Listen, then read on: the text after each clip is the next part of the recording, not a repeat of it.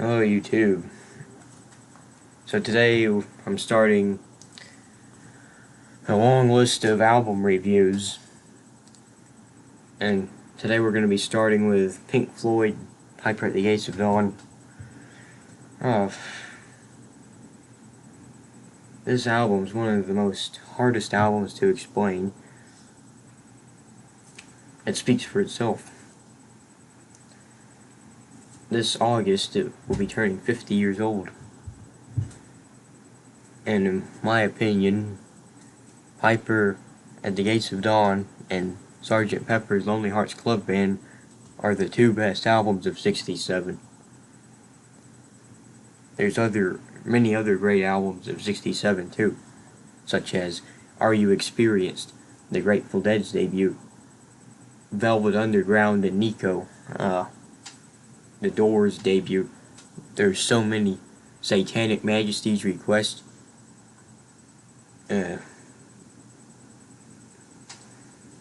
But for me, Piper and Pepper are the icing on the cherry on top of '67. I really don't know which one's better. They could both be better in their own right. Now, since I've gotten into Pink Floyd, and especially the early stuff, I've been listening to Piper more than Pepper. But they're both some of my favorite albums of all time. And yes, Piper is one of my favorite albums of all time. In that sense, it's one of my favorite Pink Floyd albums. I love the early years the best, honestly. I love the stuff from after Obscured by Clouds. Well, I love Dark Side, Wish You Were Here, Animals, The Wall, the final cut even. I think the final cut's pretty underrated, but we'll get to that when we get to it. Momentary Lapse of Reason, it's not Pink Floyd. Don't even argue with that. It's not. Please just don't argue about it. Division Bell is a great comeback, but it doesn't have Roger Waters, so it can never be the same. And The Endless River, pretty good ambient music. Not the best ending for a band, but you know. But my favorite era of Pink Floyd, I have to say, the early years. Even their first recordings from '65, when they were a blues band, I think is really cool. But Piper at the Gates of Dawn, Syd Barrett's music has always appealed to me, and his albums always appealed to me. I've never disliked the early years like most people have, but it wasn't until recently I started paying more attention to the early years and made that mainly what I listened to. And sort of every once in a while go back to the later stuff. But really, it's really hard to explain Piper at the Gates of Dawn. Like, I can't even think of anything to say, really. It's whimsical, it's crazy, it's weird, I don't know, it's wild, psychedelic.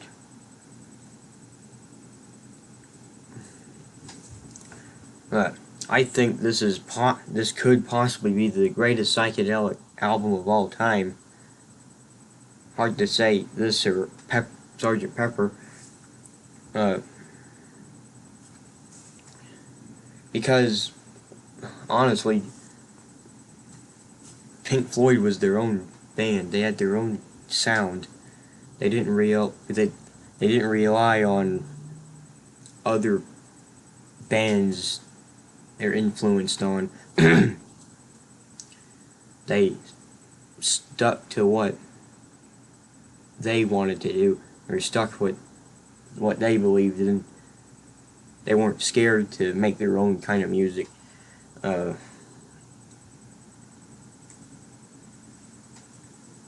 That's another reason why I think Piper is so great, and one of the best albums ever.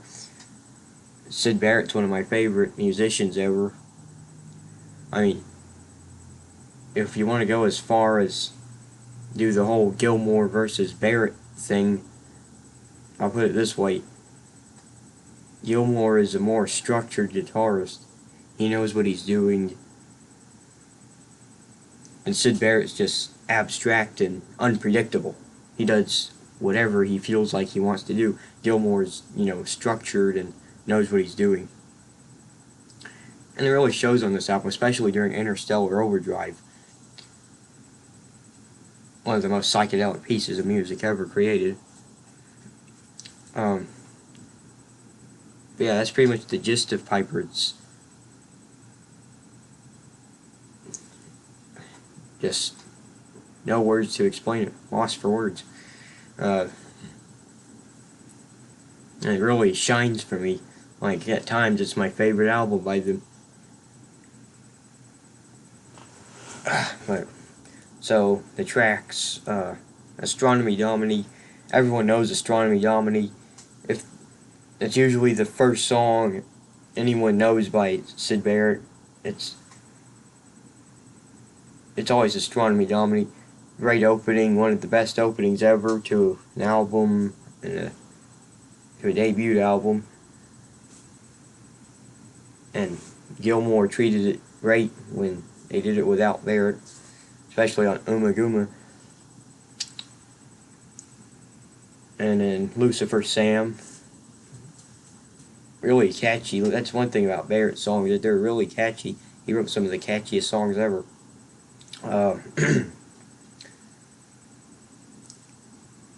And what's next? Matilda Mother. I believe this is the first Pink Floyd song Rick Wright ever sang on. Sang lead on, at least. And again, whimsical, dreamy,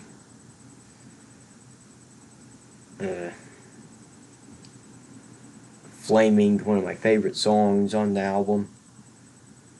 Gilmour Gilmour treated that song pretty good too, but no one can match Syd Barrett's way of doing it.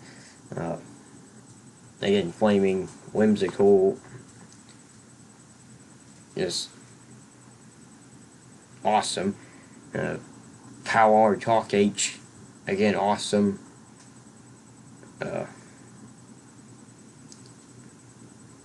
Probably one of the best. It's definitely one of the best vocal improvisations, if you want to call it that. Take up thy stethoscope and walk. Now, most would say this is, I guess, Roger Waters' worst writing. Maybe so, but honestly, it's one of my favorites by him, to be honest.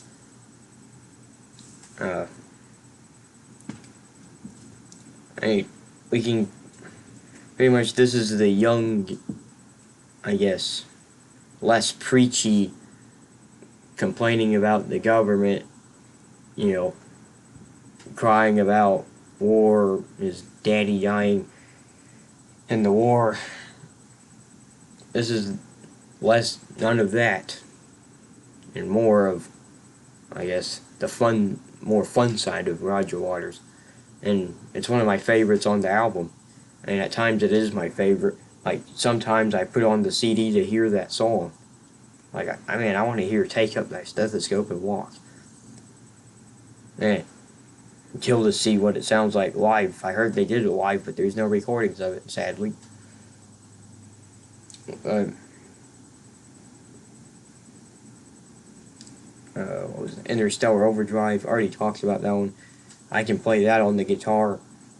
I can play a few of these songs, actually. Yeah, Interstellar Overdrive. It's a fun riff to play. One of the greatest instrumental improvisations ever. The Gnome, a fun little nursery rhymey song. I always liked the whispering part. The look at the sky, look at the river, Isn't it good? I always like that. Chapter 24, amazing song. I I know I've been saying pretty much every song on here is one of my favorite songs on it, but I think this one's closer to the top. I mean, it's a really good song. Some of Barrett's best lyrics, I think, honestly. I think it's a great song, and the way it's structured, the instruments. I love the ding dong dong. You know, change, return, success. I like that part. And what was next? The Scarecrow. I always liked that one. I always liked the blocks. I always thought that was catchy. And Bike, the infamous Bike. If it's not Astronomy Domini or Interstellar Overdrive, it's Bike that people turn to in the Syd Barrett era Pink Floyd catalog. And I really like the song. I've always had since I first listened to that album when I was ignorant, not knowing much about this band. I knew a little about Syd Barrett, but that's the one song that stuck with me until the next time I listened to it. And I said, yeah, this is definitely a favorite of mine. It didn't take much at all for me to get into this album, and I'm kind of stubborn sometimes. It takes me a while to get into some things, but not really with this album.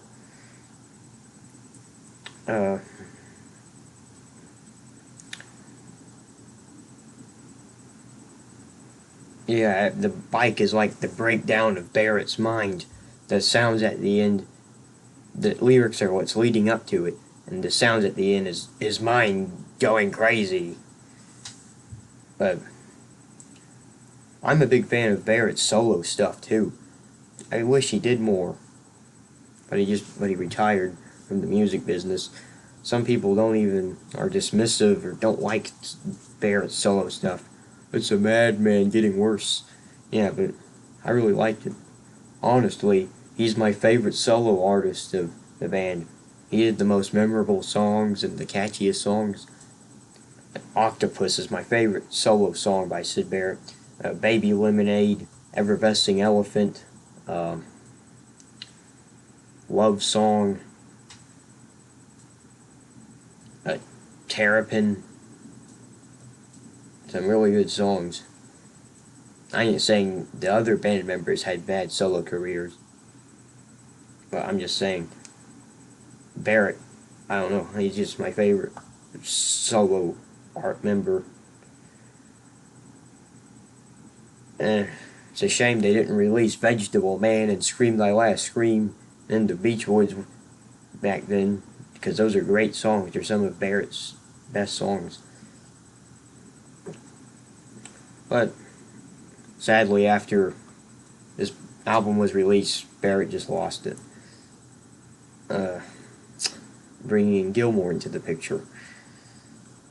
So that's pretty much my review of this album. It gets a 10 out of 10. Can't get enough of it.